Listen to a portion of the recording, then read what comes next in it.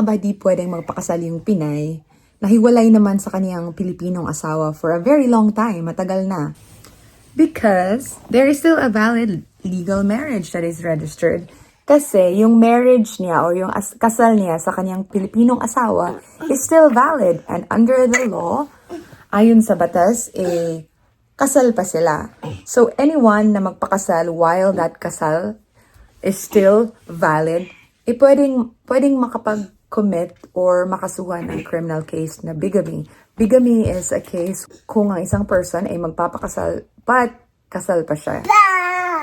O kung magpapakasal man, kasi merong situations na nangyayari talaga nagpapakasal sila kasi nga hiwalay na sila in a long time. Nangyayari talaga yun. Valid ba yung second marriage? Hindi siya valid.